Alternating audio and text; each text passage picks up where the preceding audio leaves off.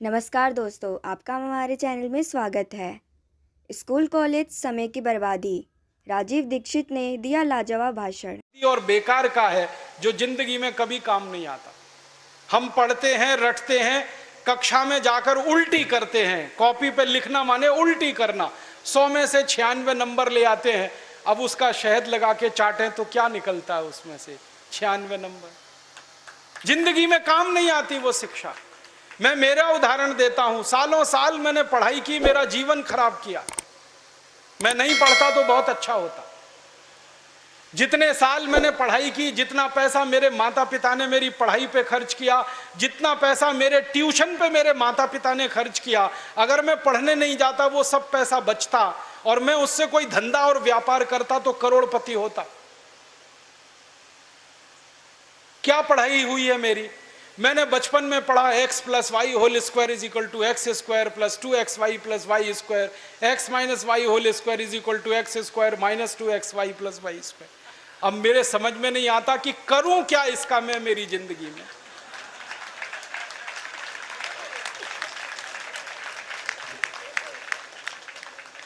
मेरे गणित के प्रोफेसर ने मुझको पढ़ाया, मैंने रटा, रट रट के दिमाग खराब किया, घंटों घंटों बर्बाद किए, किलो किलो कागज मैंने लिख लिख के खराब किए और वो मेरी जिंदगी में आज तक काम नहीं आया। x plus Y whole square क्या करूं मुझे मालूम ही नहीं। मेरे गणित के प्रोफेसर को एक दिन मैंने कहा कि आपने मुझे ये क्यों पढ़ाया x plus Y whole square, मेरी जिंदगी में तो काम नहीं आया। तो मेरे गणित के प्रोफेसर कहते हैं, यार काम तो मेरे भी नहीं आया, मुझको किसी ने पढ़ाया, मैंने तुमको पढ़ाया। ये भेड़िया धसान क्यों चला रहे हो इस देश में? जो काम नहीं आता वो क्यों पढ़ा रहे हो इस देश के बच्चों? बचपन में मुझे पढ़ाया गया अमेरिका का पहला राष्ट्रपति कौन, क्या करूं इसका? मान लीजिए मुझे मालूम है अमेरिका का पहला राष्ट्रपति जॉर्ज वॉशिंगटन, करूं क्या? मालूम है मुझे, क्या करूं इसका? मैं सब्जी खरीदने जाता हूं बाजार में, सब्जी वाले को कहता हूं देखो मुझको मालूम है अमेरिका का पहला राष्ट्रपति जॉर्ज वॉशिंगटन था, वो सब्जी देगा क्या मुझे? फालतू में रटा रटा के मेरा दिमाग खराब कर दिया। अमेरिका का पहला राष्ट्रपति कौन? और मुझे इतना दुख होता है, तकलीफ होती है कि कोई मुझे ये पूछना शुरू करे कि तुम्हारे परिवार का पहला राष्ट्रपति कौन? मुझे नहीं मालूम। मेरे परिवार के राष्ट्रपति से मतलब मेरे दादा, दादा के दादा, दादा के दादा, दादा, कहीं से हमारा कुल शुरू हुआ ना, तो मेरे कुल का पति माने मेरा पहला पिता, वो कौन नहीं मालूम। और अमेरिका का पहला राष्ट्रपति मालूम है। और मुझे तो इतना दुख होता है कि अमेरिका का पहला ही राष्ट्रपति नहीं मालूम, 250 राष्ट्रपति मालूम है मुझे उनके, और मेरे कुल के 2.5 आदमी के नाम नहीं मालूम मुझे। मेरे पिताजी का नाम मालूम है, उनके पिताजी का, उसके आगे बढ़ता हूं तो सब ब्लैंक हो जाता है, याद ही नहीं मुझे। क्या करना है ऐसी शिक्षा से? काम की क्या है ये? बचपन में मुझको पढ़ाया कनाडा का क्लाइमेट कैसा, कनाडा का, भारत का नहीं, कनाडा का। कनाडा की जलवायु क्या है, क्या करूं उसका कनाडा की जलवायु का? मैं तो कभी कनाडा जाने वाला नहीं, कनाडा मेरे घर में कभी आने वाला नहीं, उसकी जलवायु पढ़ के करना क्या है? मैं शिवपुरी में रहता हूं, मैं भोपाल में, ग्वालियर में रहता हूं, मुझे शिवपुरी की जलवायु मालूम है तो कुछ काम आने वाली है। कनाडा की जलवायु क्या काम आने वाली है? कभी जिंदगी में मौका मिला कनाडा जाने का, जिसका कोई दूर दूर तक संभावना नहीं है, तब जाके वो बात कभी काम आएगी। उसके लिए रट रट के, पढ़ पढ़ के दिमाग खराब कर दिया घंटों घंटों। ऐसा फालतू इतिहास पढ़ाया। अकबर बड़ा महान था, होगा, मैं क्या करूं? अकबर महान था, ठीक है, मैं क्या करूं उसका? मेरी जिंदगी में उससे क्या फायदा होने वाला है अकबर की महानता से? मतलब मैं कहना यह चाहता हूं कि जो ज्ञान हम ले रहे हैं हमारी शिक्षा में, वो जिंदगी में कभी काम नहीं आता। आप ईमानदारी से अपने बारे में एक दिन ये करना, मेरी बात है इसलिए नहीं, आपने जो जो पढ़ा है अपनी जिंदगी में याद करो, उसमें से कितना आपके काम आया। शायद आप 100 का नंबर निकालेंगे तो 5 भी काम नहीं आया, 5% भी काम नहीं आया। जो काम नहीं आया पढ़ा क्यों, फिर रटा क्यों उसको? और आप ऐसे सोचो, दूसरा उल्टा सोचो कि हमने जितना पढ़ा वो कितना हमें याद है। याद उतना ही रहेगा जो रोज काम आता है, बाकी कचरे को दिमाग निकाल के ऐसे ही फेंक देता है। जो याद ही नहीं रहे और काम नहीं आए उसको पढ़ना और पढ़ाना क्यों। तो मैंने सोचा कि शिक्षा व्यवस्था बदलना बहुत जरूरी है। हमारे बच्चों के ऊपर इतना बोझा हो गया है, इस बोझे ने बच्चों को खत्म कर दिया। कभी कभी तो मुझे इतना अफसोस होता है, अखबारों में खबर पढ़ता हूँ 12वीं कक्षा का रिजल्ट आया, इतने बच्चों ने आत्महत्या कर ली। क्यों? फेल हो गए। बच्चे थोड़ी फेल हुए हैं, परीक्षा की पद्धति फेल हुई है हमारी, बच्चे फेल नहीं हुए। बच्चों के बारे में तो सारी दुनिया कहती है कि वो तो कच्ची मिट्टी के घड़े के जैसे हैं, जैसा आप शेप दोगे वैसे हो जाएंगे। हमारे बच्चों को हमारे अध्यापक और परीक्षा वाले शेप नहीं दे पाए, इसलिए परीक्षा पद्धति फेल हुई है, बच्चे फेल नहीं हुए। मुझे तो कई बार यह कहने के मन करता है कि बच्चों को फेल करने वाले अध्यापकों को फेल करना चाहिए, क्योंकि उन्होंने पढ़ाया नहीं ठीक से, समझाया नहीं बच्चों को ठीक से। और इस शिक्षा पद्धति में क्या भेड़िया धसान है। 100 में से 90 नंबर लाओ, 99 नंबर लाओ, 98 नंबर लाओ तो आप बहुत होशियार हैं, 33 नंबर लाओ, 30 नंबर लाओ तो आप बिल्कुल बेकार हैं। न्यूटन को तो जिंदगी में कभी भी 30 से ज्यादा नंबर आए नहीं, बेकार है न्यूटन, वो तो सारी दुनिया में पूजा जाता है। कभी फेल, हमेशा ही फेल हुआ, पास ही नहीं हुआ कभी न्यूटन। स्कूल वालों ने निकाल दिया उसको कि हर बार फेल हो जाता है, फेल हो जाता है, ये पढ़ने लायक नहीं है। जब स्कूल ने निकाल दिया उसको, तब उसका दिमाग खुल गया और उसने गिरते हुए सेब को देख लिया और उसने गुरुत्वाकर्षण का सिद्धांत दे दिया। जो आदमी स्कूल में फेल हो गया था, अब सारी दुनिया उस पर पीएचडी करती है और उसके गुणगान करती है। माने फेल और पास होने से किसी व्यक्ति के जीवन का कोई लेना देना नहीं।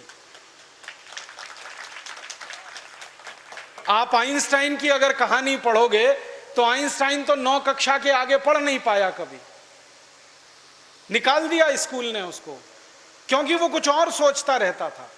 स्कूल ने निकाल दिया और निकालने के बाद सारी दुनिया में E=mc² का जो सिद्धांत दे दिया, सारी दुनिया उसका गुणगान करती है और एक ऐसे आदमी को पूछती है जो स्कूल में 9 क्लास के आगे बढ़ा ही नहीं।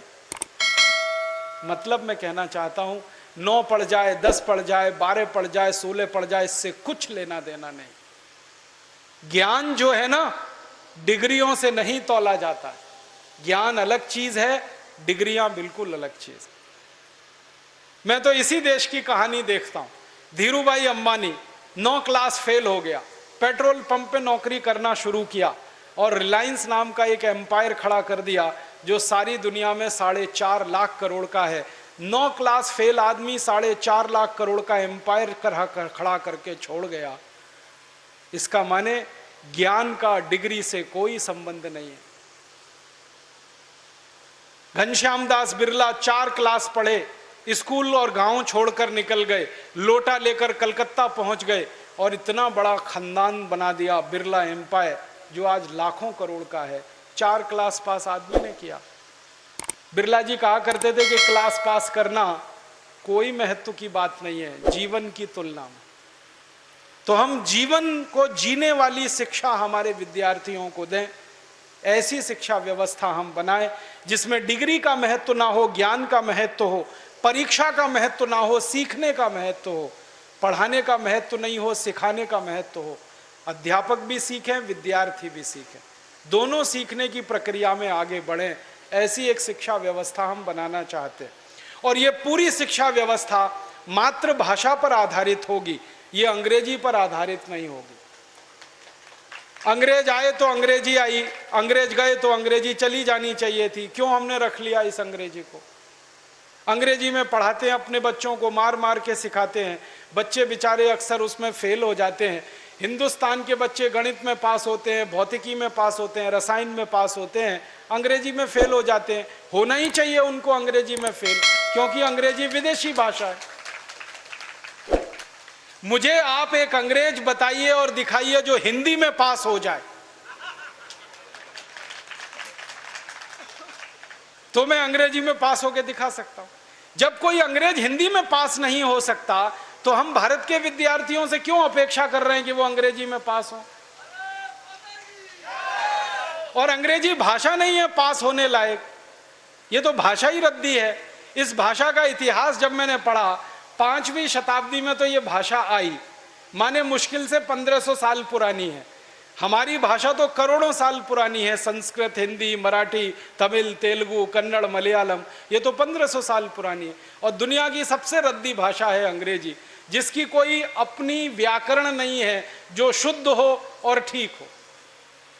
आपको एक उदाहरण देता हूं। अंग्रेजी में एक शब्द है PUT, पुट, BUT, तो PUT पट होना चाहिए, CUT कट, BUT बट, तो PUT पट। अगर PUT पुट तो CUT कुट, BUT बुट, यही होना चाहिए ना। क्या मूर्ख लोगों की भाषा है, ग्रामर ही नहीं है। और परम मूर्खता की भाषा ये अंग्रेजी। एक शब्द है अंग्रेजी में, उसमें कहते हैं केमिस्ट्री, CHEMISTRY, केमिस्ट्री। तो यहां पे CH जो है ना का हो गया, ठीक है, तो केमिस्ट्री में CH का हो गया, तो चोपड़ा में कोपड़ा होना चाहिए। CHOPARA है ना, उसको चोपड़ा क्यों कहते हैं, कोपड़ा कहो। और CHOPARA को चोपड़ा कह रहे हो तो CHEMISTRY को चेमिस्ट्री कहो। फिर एक जगह CH का है, एक जगह CH चा है, कुछ समझ में ही नहीं आता क्या इनका हिसाब किताब है। मूर्खों की भाषा है ये अंग्रेजी। और इस भाषा की कितनी बड़ी कमजोरी है। अंग्रेजी में एक शब्द है SUN, माने सन, माने सूरज। अब किसी भी अंग्रेज माई के लाल को मेरी चुनौती है कि इसका दूसरा शब्द अंग्रेजी में से निकाल के लाए। SUN का पर्यायवाची है ही नहीं, लाएंगे कहां से? पूरी अंग्रेजी में सन का पर्यायवाची नहीं है, माने दूसरा शब्द नहीं है जो सूर्य को बता सके। अब हम संस्कृत की बात करें, सूर्य एक शब्द है, दिनकर, दिवाकर, रवि, भास्कर, मार्तंड, 84 शब्द हैं हमारे पास संस्कृत में। अंग्रेजी में एक ही है। एक शब्द है अंग्रेजी में मून, एक ही है, चंद्रमा। और हम संस्कृत में 56 शब्द हैं चंद्रमा के लिए। अंग्रेजी का एक शब्द है वाटर, माने पानी, वो अकेला एक ही है। वो नदी का पानी हो या नाले का, कुएं का हो या तालाब का, सब पानी वाटर है। और यहां भारत में हर पानी के लिए अलग शब्द है। बारिश का पानी अलग, समुद्र का पानी अलग, नदी का पानी अलग, तालाब का अलग, सरोवर का अलग, नाले का पानी अलग, कीचड़ का पानी अलग, सब पानी के लिए अलग अलग शब्द है। अंग्रेजी में एक ही है, वाटर। बहुत गरीब भाषा है अंग्रेजी, शब्द ही नहीं है उनके पास। कितने गरीब हैं, चाचा भी अंकल, मामा भी अंकल, मौसा भी अंकल, फूफा भी अंकल, फूफा का फूफा भी अंकल, मौसा का मौसा भी अंकल, कोई शब्द ही नहीं है अंकल के अलावा।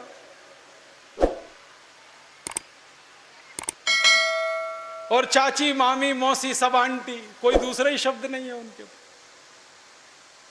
हम तो मूर्ख लोग इस अंग्रेजी में फंस गए। अकल नहीं हमारी तो मारी गई है। हमारे देश में जो अंग्रेजी पढ़ गए ना, अकल उन्हीं की मारी गई है। जो नहीं पढ़े वो बहुत होशियार। पता है, मैं कुछ लोगों के घरों में जाता हूं। मैंने जिंदगी में एक नियम बनाया, वो नियम यह है कि होटल में खाना नहीं खाऊंगा, होटल में ठहरूंगा नहीं। तो झक मार के मुझे घरों में ही ठहराना पड़ता है, खाना खिलाना पड़ता है, क्योंकि मैं खाता नहीं, होटल में ठहरता नहीं। तो हर बार नए नए घरों में जाता हूँ खाना खाने, रहने के लिए। तो अंग्रेजी पढ़े लिखे लोगों के घर में भी जाता हूँ, तो वो कैसे मूर्ख दिखाई देते हैं मुझे उसका उदाहरण बताता हूँ। वो ना तो अंग्रेज है ना तो हिंदुस्तानी है, खिचड़ी है बीच की। और वो खिचड़ी कैसी है, किसी के घर में गया तो पिताजी का नाम घर में रामदयाल, माताजी का नाम गायत्री देवी, बेटे का नाम टिंकू। अब मैं यही पूछता हूं कि रामदयाल और गायत्री देवी का टिंकू कहां से आ गया?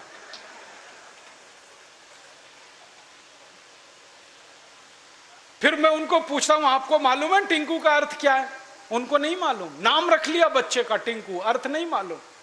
ऐसे मूर्ख लोग, अर्थ मालूम नहीं, नाम रख लिया टिंकू टिंकू टिंकू। फिर डिक्शनरी खोल के दिखाता हूं उनको। अंग्रेजों की सबसे पुरानी डिक्शनरी है वेबस्टर डिक्शनरी, उसमें टिंकू का अर्थ है आवारा लड़का।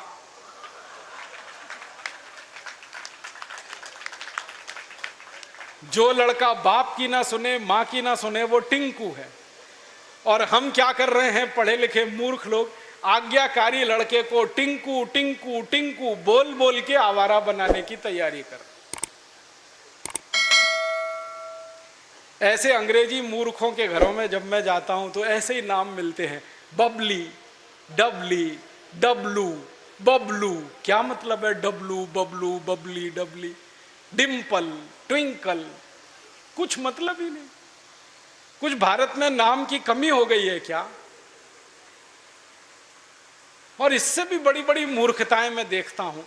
कोई अधकचरे हिंदुस्तानी, माने आधा अंग्रेज आधा हिंदुस्तानी के घर में जाऊं तो इंप्रेशन जमाने के लिए, माने रौब जमाने के लिए अंग्रेजी झाड़ेगा। हाँ, भले गलत सलत, लेकिन झाड़ेगा जरूर, रौब पड़े उसके ऊपर। वो क्या कहेगा, हिंदी में भी बोल सकता है, वो बात नहीं बोलेगा। वो कहेगा ओ Rajiv Dixit, she is my missus. तो मैं पूछता हूं really she is your missus? क्योंकि उसको मिसेस का अर्थ नहीं मालूम। मिसेस का अर्थ जानते हैं क्या है? हर देश की अपनी सभ्यता, अपनी संस्कृति होती है, तो उसमें से निकले हुए शब्द की भी अपने इतिहास और संस्कृति की व्यवस्था होती है। इंग्लैंड की सभ्यता कैसी है मालूम है? इंग्लैंड की सभ्यता में एक सबसे खराब बात है जो आपको कभी पसंद नहीं आएगी, कि वहां एक स्त्री और एक पुरुष जिंदगी भर साथ कभी भी नहीं रहते, बदलते रहते हैं। जैसे हम कपड़े बदलते हैं ना, वैसे वो एक दूसरे को बदलते रहते हैं। एक पुरुष की 20 स्त्रियां हो सकती हैं, एक स्त्री के 20 पुरुष हो सकते हैं। मेरे कई दोस्त हैं इंग्लैंड और यूरोप में जिनकी 40-40 शादियां हुई हैं, 41वीं करने को तैयार है। ये उनके यहां चलता रहता। इसको उनकी भाषा में कहते हैं एक्स्ट्रा मैरिटल अफेयर्स, पर स्त्री गमन पर पुरुष गमन। तो एक पुरुष कई स्त्रियों से संबंध रखता है, एक स्त्री कई पुरुषों से संबंध रखती है। तो पत्नी को छोड़कर जितनी स्त्रियों से संबंध रखने वाले होते हैं वो सब मिसेज में जाते हैं। माने मिसेज का अर्थ है धर्म पत्नी को छोड़कर कोई भी महिला जिसके साथ आप बिस्तर में रात को सोएं वो मिसेज होती है, पत्नी को छोड़कर। अब यहां धर्म पत्नी को मिसेज बनाने में लगे हुए हैं। मूर्खों के मूर्ख पता नहीं कहां से पैदा हो। मिस्टर का मतलब उल्टा है, पति को छोड़कर कोई भी पुरुष जिसके साथ आप रात बिताएं वो मिस्टर होता है। यहां पति को मिस्टर बनाने में लगे हो। छोड़िए इन अंग्रेजी शब्दों को, इनमें कुछ दम नहीं। और एक तो सबसे खराब अंग्रेजी शब्द है, पता नहीं लोग बोलते कैसे हैं उसको, मैडम। आप जानते हैं मैडम कौन होता है यूरोप में? अंग्रेजों की संस्कृति में जहां पर परस्त्री गमन होगा वहां वैश्यावृत्ति होने वाली है कि नहीं? परस्त्री गमन, पर पुरुष गमन, वैश्यावृत्ति चरम पर होगी। तो वैश्याएं जो अपने कोठों को चलाती हैं, अपने वैश्यावृत्ति के काम में लगी हुई वैश्याओं की जो प्रमुख वैश्या होती है उसको मैडम कहते हैं।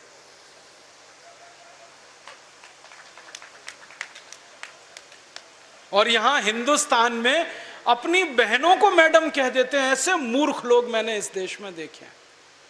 अपनी धर्मपत्नी को मैडम कहने में शर्म नहीं आती, ओ मैडम इधर आओ। और वो धर्मपत्नी को भी शर्म नहीं आती मैडम कहलवाने में, वो भी कहती है मैडम कहो मुझको।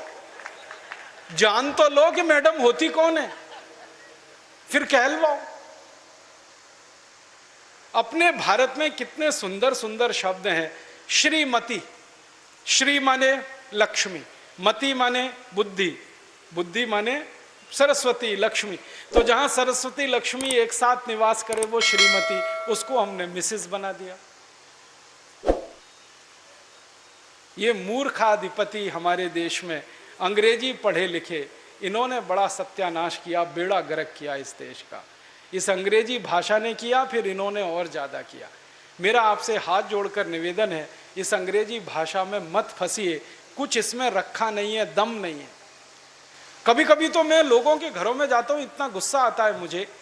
कभी कभी अंग्रेजी पढ़े लिखे लोगों के घर में जाता हूँ तो छोटे छोटे बच्चे होते हैं ना, उनको उनके माता पिता कहते हैं, देख बेटा अंकल आए हैं, जरा पोएम तो सुना। मैं कहता हूँ भाई मैं अंकल नहीं हूँ, मुझे या तो मामा बना लो या चाचा बना लो, दोनों में ही आपका फायदा है, मेरा भी फायदा है। मामा बनो तो भी फायदा, चाचा बनो तो भी फायदा, अंकल में तो कुछ रखा नहीं है। फिर उनके माता पिता को कहता हूँ, ये आप इनको पोएम क्यों सुनवाते हैं, कविता सुनवाओ ना। तो उनको पोएम और कविता का अर्थ ही पता नहीं है, पोएम अलग है, कविता अलग है। अब वो बच्चे चालू हो जाते हैं टेप रिकॉर्डर की तरह से और पोएम सुनाते हैं मुझको, rain rain go away come again another day little baby wants to play. अब मैं बच्चे को पूछता हूं, तुमको मालूम है इसका अर्थ क्या है? नहीं मालूम। किसने सिखाया? मम्मा ने सिखाया। मम्मा को पूछा, आपको अर्थ मालूम है रेन रेन गो अवे? नहीं मालूम। किसने बताया? टीचर ने बताया। टीचर को पूछो, उनको भी अर्थ नहीं मालूम। तो रटाया क्यों फिर बच्चे को? अर्थ ही नहीं पता। फिर बच्चों को मैं बताता हूं, देखो इसका अर्थ ये है, बारिश बारिश तुम चली जाओ, मत आओ क्योंकि मुझे खेलना है। माने छोटे बच्चे को खेलना है, इसलिए वो बारिश को कह रहा है, बारिश बारिश तुम चली जाओ, यहां मत आओ क्योंकि मुझे खेलना है। अब ये बच्चे कविता गा रहे हैं, बारिश बारिश तुम चली जाओ, यहां मत आओ, मुझे खेलना है, और ये ईश्वर से प्रार्थना के रूप में कविता है। करोड़ों बच्चों ने ये कविता गाई और ईश्वर ने सुन ली तो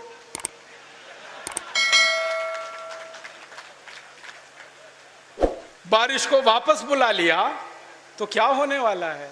बारिश नहीं होगी। बारिश नहीं होगी तो सूखा पड़ेगा। सूखा पड़ेगा तो आप भी भूखे मरेंगे, मैं भी मरूंगा, किसान भी मरेंगे।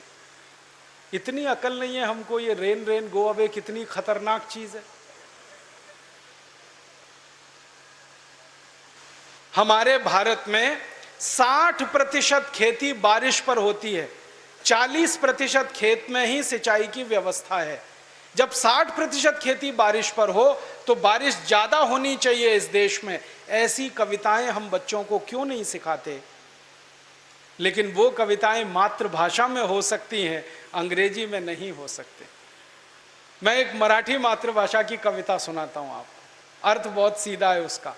वो कविता है, ये रे पाऊसा तुला देतो पैसा, पैसा झाला खोटा, पाऊस आला मोठा। ये रे माने आओ आओ, जल्दी जल्दी बारिश तुम आओ। पाऊसा माने बारिश। मराठी में कह रहे हैं, बारिश बारिश तुम जल्दी जल्दी आओ, नहीं आओ तो मैं पैसा देने को तैयार हूं, तुम आ जाओ क्योंकि मुझे बारिश की जरूरत है, क्योंकि खेत को पानी की जरूरत है, क्योंकि 60% खेती बारिश पर आधारित है। तो भारतीय कविता बारिश को बुलाने वाली होती है और अंग्रेजी कविता बारिश को भगाने वाली होती है। क्योंकि इंग्लैंड में मौसम खराब रहता है, कभी भी बारिश आती है, इसलिए वहां के बच्चे कहते हैं रेन रेन गो अवे, क्योंकि बारिश का कोई भरोसा नहीं।